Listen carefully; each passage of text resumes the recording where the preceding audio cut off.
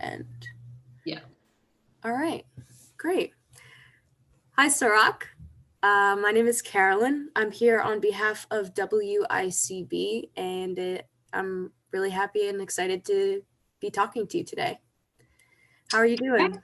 It's good to be here on the radio. I'm good, enjoying this beautiful day. Nice. I must say I am actually a huge fan of yours, but I wish I could say that I was from the jump, because my introduction to you was through your most recent release in October 2020, the Sharecroppers Daughter. But I gotta tell you, I've religiously played that project on every shift at the radio station, and I've re-listened to it a bunch. I mean, you have such a great story to tell, and I love hearing it. And you have so much to say that I rewind and listen again. It's an incredible project to say the least. Thank you. Thank you. I appreciate that. But I would So, also, I'm sorry. no, I was just saying a lot to try to fit into one album. Yeah, for real, for real. I'm hoping that we can kind of open that up just a little bit, because I did notice there are a lot of different themes there. But I would also like to commemorate to the music that you have created that I might not have gotten to see at the time. 9 albums over a decade. That's a lot. I'm curious about the history of your music making, specifically what inspires your flow and writing style, because your lyricism is truly what gravitates me and probably a lot of other people towards your artistry. Um, it kind of developed over the years. I have been a writer for as long as I can remember, like just both prose and poetry. Um, and for me, the hip hop artists that really spoke to me were the ones that had a really strong and powerful delivery style. That the clarity in their words, their articulation was very precise, and multi-layered, like meanings and clever ways to say things, and then also those who have substantive lyrics. So all of those things really attracted me when I was just a hip hop listener.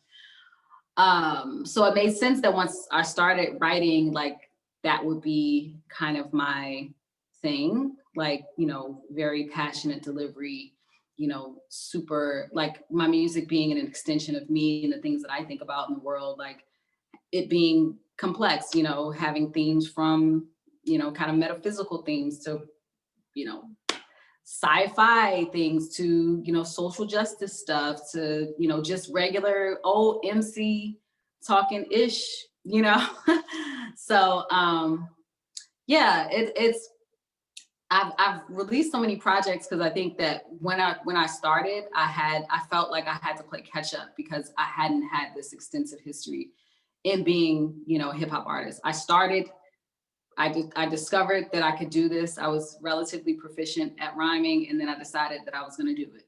So those albums are, a lot of them is really like my growth process, essentially. So it's interesting to see how that's kind of developed over the years. I'm interested in your transition. From my knowledge, you studied biology in college? I did. And what was that transition like when it sounds like you had a realization that you had some good rhymes and you had a story to tell that you wanted to tell people? Well, it took some time because, like, honestly, when I left college, it was just because I didn't know what I wanted to do with my life. I just knew it wasn't that. Like, that was not inspiring the passion that I knew that life had to offer. Even though I love the subject matter, I love science and everything about, like, I was studying conservation biology at the time, and I love learning about the environment and different species of animals and all of that. But I just felt like something was missing, and it was gnawing at me. So I left school and I left DC and I moved to Atlanta. And I ended up meeting Soul Messiah, who is my current DJ and producer. And he was, you know, working on different artists at the time. And I was like, I loved that world of music. I loved hearing like these dope artists, like his past projects and present projects, and hearing his beat CDs and stuff like that was just like it. Cause I've always loved music. I've always been obsessed with music, you know?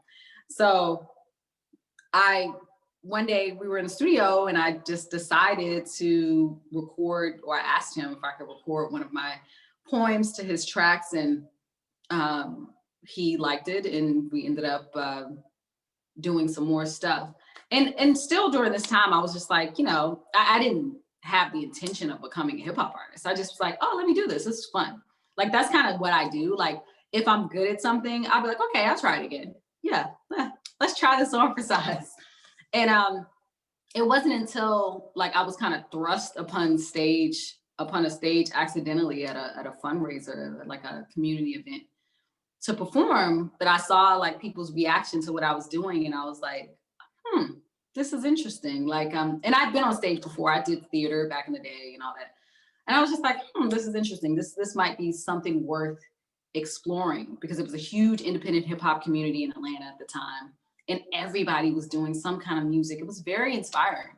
So yeah, I think it was just kind of a natural, it wasn't like a light bulb going off. It was just kind of a gradual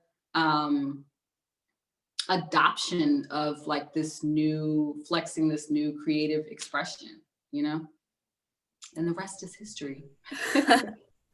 Yeah, I definitely think that's really cool. I'm studying physical therapy in school, and I kind of can relate. Like, I love science and I love learning about the human body, but I have this passion for music, and it expresses something very differently than I think the human form is able to do. Music kind of speaks for the rest. So yeah. I agree with you there. I'm actually curious. I mean, you said it sounds like you're talking about being in Atlanta, but to my understanding, you were born in Washington, D.C.? Yeah, I was born and raised in Washington, D.C. Okay. Yeah, but I moved to Atlanta maybe about 16 years ago. Oh, all right. So I started rhyming in Atlanta. That's where I started.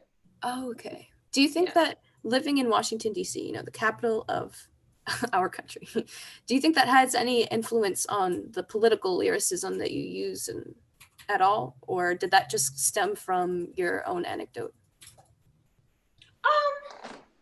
Possibly. Possibly. I mean, I don't know. I don't know that I was like directly influenced by that. I think that there were certain things that I noticed, you know, growing up, you know, my environment and where I was from versus like these imaginary lines that divided, you know, the haves from the have-nots. And how strikingly different that was, how strikingly different like the landscape looked, the resources looked like, and all of that. But I think it had a lot to do with just my background and my parents exposing us to history, culture, you know, reading very early. So like it kind of inspired this kind of voracious passion to just find out everything. And I attended a school where a lot of my teachers and stuff were former activists and within like, not, you know, the Black Power movement and stuff like that. So like, I think that kind of helped to color my political lens as well. But, you know, I don't know that I would necessarily say that I'm political, but then you could also argue that everything is political, you know, if you will. But yeah, DC is such an interesting mix of cultures and just environments and stuff, like from like the go-go culture of DC, the huge like kind of activist cultural Black community in DC, to like this, you know, this political environment, the you know, museums and the like the broader arts and arts culture that we're exposed to, but then like this like weird thing where you could go from this area that is kind of plagued by like the crack epidemic, and you know, Southeast where I grew up was seen kind of like no man's land. Like cabs didn't want to go there. You know, if you were from Southeast, you were seen as, oh, like you from DC, you know? And then you can hop on a train and go down to the Natural History Museum and, you know, or go to Georgetown and like just see this whole other world. So it provided an interesting development of perspective. Yeah, one that I'm grateful for. You definitely have an interesting perspective on the world, on your life experience that I really do find extremely fascinating, captivating through your lyricism. On your most recent project, The Sharecropper's Daughter, I mean, like I said before, I had to rewind. There's so much to uncover there. But correct me if I'm wrong, is this project the first real anecdotal, like, let go that you've released? I think so, you know, as a project. Like, Mm-hmm. I think that I know that I've had several songs that kind of touched on my past and kind of dealt with more intimate details of my life. But as a project, yes, this is the first project that kind of told just the story of my coming to be, you know? So. Why did you choose to release it now? Is it just the best time for you, or did everything come together in one whole picture and you were able to see hindsight things, you're able to kind of look forward a little bit? I'm just curious about how this came to be. I mean, I have a It's feeling. Oh, go ahead. Sorry. No worries. I just have a feeling of the way that you've described your artistry is more gradual. Do you think that there was no real rhyme or reason, kind of just happened and it just all accelerated together? Or was there something that you were meaning to say for a while and it kind of came out now? I think the timing was just kind of serendipitous. It's a project that I've been working on for quite some time. This is probably the longest I've ever worked on a project. Just trying to really find out how best to present this, you know, this story of me. And it just involves a lot of self-exploration. It involved a lot of digging deep into my emotions and figuring out, like, filtering, like, what I wanted to share, what was too much to divulge, like, and this the kind of touch on all of these different facets of me, and figuring that out was a process. So I released the first single off of the album February 2018, which was 2 years ago. Well, it's probably two and a half years from when I actually dropped the album. So it just was when the project was finished. And then when we, just the process of like the back end side of getting waxes and all that kind of stuff. And it ended up being released at a time where I feel like it was really relevant to what was happening in the world. But I always tell people, like, this is my experience, and the things that I talk about are relevant for Black people all the time. You know what I mean? This is not, sometimes I get asked, like, did you choose to, release it this year because of this, this going on and George Floyd and all these things? And I was just like, I mean, there is unfortunately a version of George Floyd every year, and,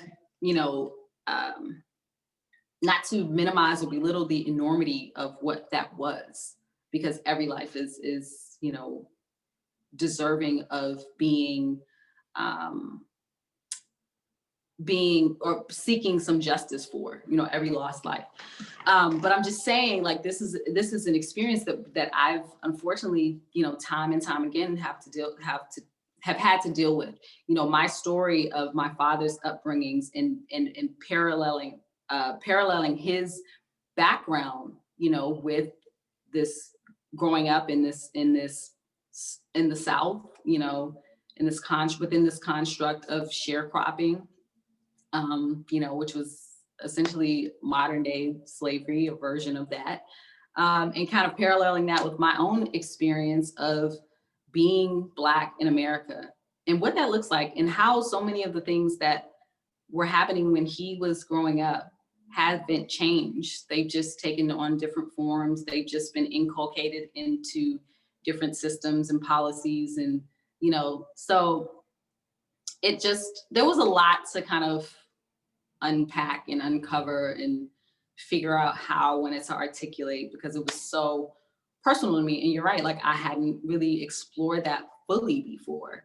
And there's a sense of vulnerability that comes along with doing that. Like there's trepidation that comes along with it. Like, you know, is this too much? Like, am I too exposed? Like, you know, who listening to this, is this gonna affect, you know, positively or negatively? Meaning negatively, you know, in terms of like maybe family members who I'm talking about that, you know, the story's a little bit, you know, the pieces of what I'm sharing are a little bit too personal, and like just making those choices is it's frightening sometimes.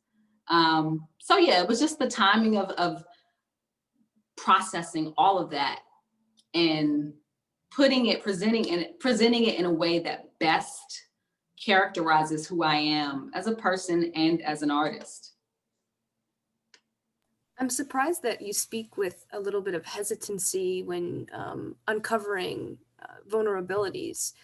I mean, I can understand, just as being human, it's hard to open up sometimes, especially if you maybe don't trust the people that you're exposing all of who you are to. But just from what I can gauge about you, you are so public, and even in your lyricism are extremely forward. And I think you kind of dove into that in the beginning, where you said, you know, that was what gravitates you towards great music, is directness. So it's interesting to hear you speak a little bit on the hesitancy that might have come behind that. You know, you speak with power. So if you listen to the project once, you know, you get the confidence and you hear it, but you're a human who had to uncover and relive those memories in order to share the story.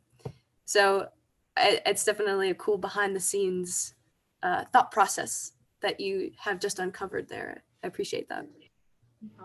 I mean, real true art takes, I feel like, real courage. You know, once you've made that decision to do something, you know, you stand behind it. But there's still like that getting to that place, you know, making those decisions, taking hard looks at yourself, and just deciding to just take that plunge. Like, okay, this is what I'm going to do. But I've had examples throughout my entire life of how creative expression can be cathartic, can be healing. Like I've been exposed in many ways. I've been introduced in many ways to how, you know, whether it's theater or whether it's, you know, acting out a piece on stage or writing or whatever. That's been hammered into me, you know, so much, so thoroughly, that it's really not, it is a question, but it's not a question. Like, I know that I have to do this not only for my own sake, but for those listeners who haven't had that before, haven't heard that before, haven't had someone divulge or speak to these things that they're dealing with. You know, so publicly, especially within hip hop, where, you know, hip hop has, you know, runs the gamut, and there's so many people who are telling amazing stories and so many emotional, heartfelt stories. But then there's also the other side of hip hop that's more curated and glamorized, and, you know, everything's perfect and everybody's perfect, and, you know, and I think to people, and even to myself, it feels good to just present something different, like you said, that humanness, that humanity that people can connect to, and just saying like, okay, she's not perfect and I'm not perfect either, and that's cool. Like, that's dope. That makes me dope. Yes, I definitely agree there. I do want to kind of shift gears just a little bit because I was wondering throughout the album, I noticed there were a lot of religious themes. And this is something I like to ask all people who maybe have believed in God or believe in some sort of higher power. Something I'm always curious about is, have there been moments in life where you've questioned that faith? And how has that kind of shaped either to grow a bond stronger or maybe take a different outlet towards believing in something? Yeah, I think so. I think that probably around the time where I was going through my roughest moments as an adolescent, I was like, I just discovered like what agnosticism was. Like I wasn't ready. I didn't, I knew that I wasn't an atheist, but I was like, I might be agnostic. I don't know. I'm not really sure, you know? And I think that, you know, I struggled with this idea that there could be this, you know, benevolent higher power that could sit by and watch these things happen, you know, in the world, and also very selfishly in my personal life. But I've always been surrounded by different forms of spirituality. And I think it was important for me to have these spiritual teachings. My parents studied transcendental meditation in the 70s. And we were taught to meditate at an early age. And we had like a family mantra. And also, you know, my father had studied Islam for a time. So we had the Quran in the house, and we had, you know, books on hijab. And I went to school with people from many different faiths. And so for me, understanding this kind of universality in like being able to connect to a higher power was really important to me, and gave me a sense of empowerment to know that I could tap into that. I could tap into the source and have these tools to be able to do that. So yeah, it's for me, I think that within like just my life and within my music, the goal is to, and not to be like to insert or impose my own kind of views on things, because I'm not, I don't practice like a religion, but I am a spiritual person who, you know, studies so many different faiths.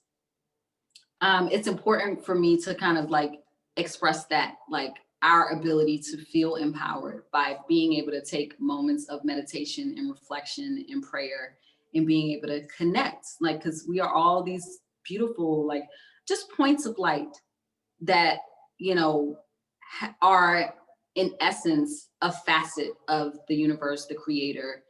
So yeah, that's the key thing for me that I try to like imbue in my music. That's beautiful.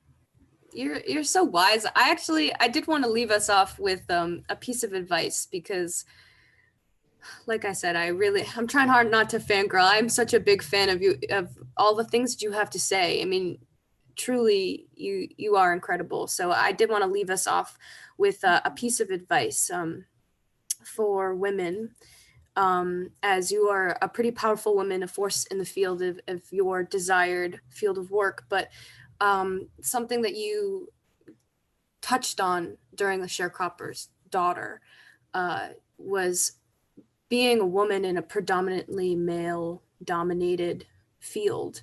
And I'm interested your advice on women, how to grant them, or grant themselves rather, the confidence to strive for greatness in their field that might not yet be full of women.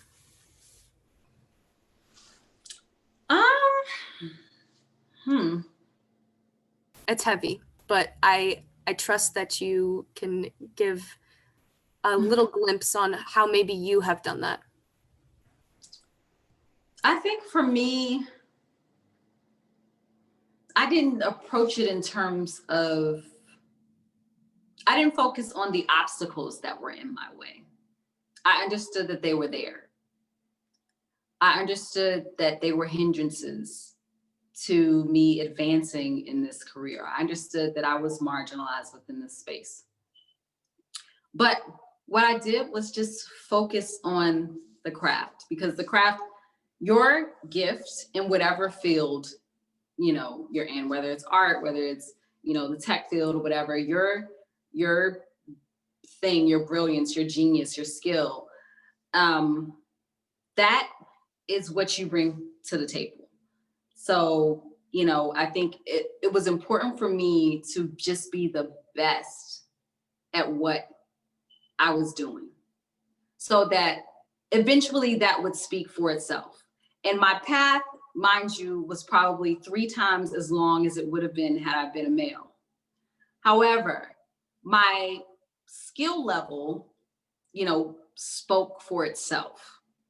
And when I understood that, and I didn't look at it from the perspective of what was stopping me, and I looked at it from the perspective of what I had to offer, and thinking like, I'm better than all of these other people. You know, I really had to like smell my, like, I am better than all these people who are getting like all the buzz, all the shine on these platforms, all these dudes that they are, you know, giving opportunities ahead of me. I'm better than them, but I'm going to show the world that I'm better than them.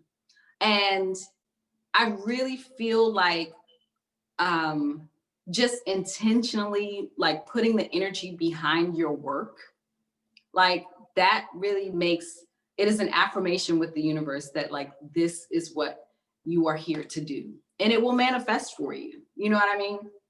But if you constantly focus on the things that are stopping you, and it's a very simplistic way of looking at it, because of course there are definitely doors that we have to knock down, glass ceilings that we have to shatter, and all of that. But just being the best at what I can do, someone somewhere will recognize that. It will resonate with the world. It will resonate within your field, your industry, your concentration. Like, there will be the opportunity for you. You will create your own lane. If there are lanes that are blocked because people don't want to see you move forward, you will create your own lane. That's it. If you just believe in what you can do, focus on just bettering that thing, so that there's no, you can't deny that I deserve a place here. And if you do, then I'm gonna like create another opportunity for myself. And that's what I had to do. Like, I wasn't getting like blog features and stuff like that. So guess what I did? I shot a million horribly shot, shaky videos until, you know, there was so much content out there that people saw it. And people from, you know, all over the world start seeing it. People from outside of Atlanta started seeing it because there was so much. And I think that that's it. Just kind of like just zeroing in on what it is you do, honing your skill, you know, thinking about what you have to offer to the world, and developing that to the point where it's undeniable, and creating your lane if they trying to block you up, just creating your own lane. And yeah, again, I know that that's probably an oversimplification, but it's honestly how I've been able to persist as long as I have within this industry and not go crazy, because I've been doing it for so long, and just now starting to, I feel like, see it pay off. So yeah, just focusing on the art was I think just the motivation through all the 9-to-5s, through going to school and university at the same time. And I mean, working a job and doing university and creating albums at the same time. I just had to focus on that, you know, and it worked. And I could say, from just the listening perspective, you could hear your story so well, translated loosely and transparently. You know, if you focus on your craft, you can create the best craft. You know, you can create the story that will break boundaries. And I appreciate that wisdom, but I am going to leave us off on that. Do you have anything else that you'd like to add?